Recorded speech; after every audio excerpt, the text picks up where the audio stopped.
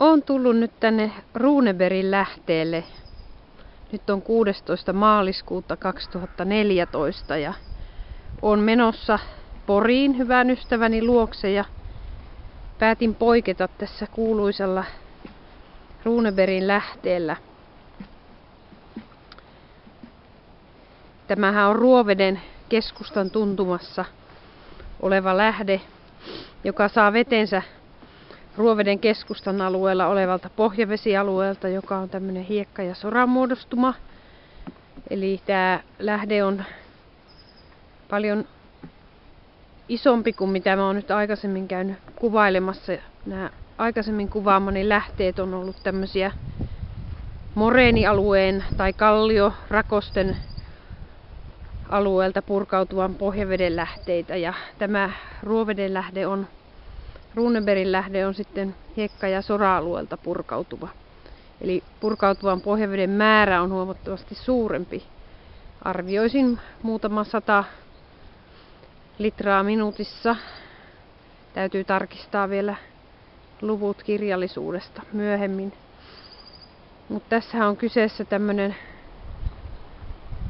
lähdealue, jossa maaperästä pulppuaa pohjavettä tämän padotun altaan alueelta ja tuolla lähteen pohjassa näkyy sellaisia pulppuavia kohtia, jossa hiekka pyörii ja sieltä se vesi tulee maaperästä. Tästä lähtee sitten tommonen lähdepuro, joka laskee tuohon viereiseen järveen. Ja ikävä kyllä tuosta juuri luin kyltistä, että veden käyttö juomavetenä on kielletty, ja tuossa oli analyysitulos, joka kertoo, että vedessä on niin paljon koliformisia bakteereja, että sitä juodessaan saattaisi saada vatsataudin. Erittäin valitettavaa, ja sehän kertoo ihmisen toiminnan aiheuttamasta pilaantumisesta, jota tapahtuu tuolla muodostumisalueella ylempänä harjussa.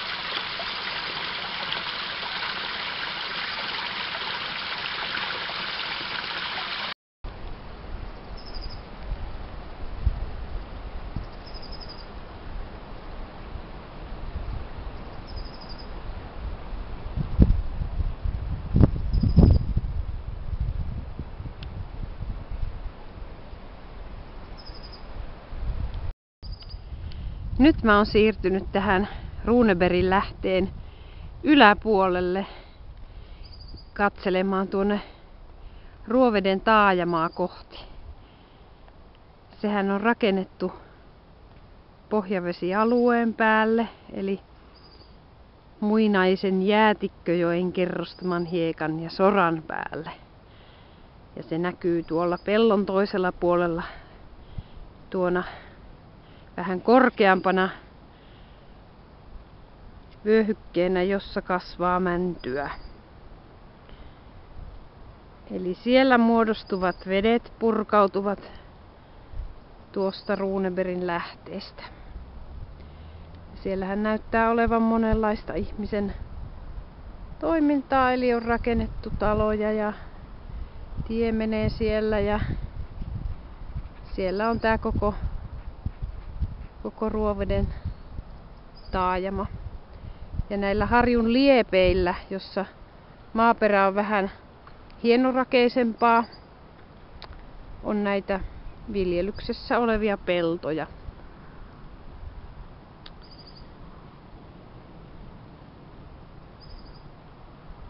Eli kaikki se, mitä tuolla muodostumisalueella tehdään, niin se toiminta vaikuttaa väistämättä siihen, minkä laatusta vettä lähteestä purkautuu.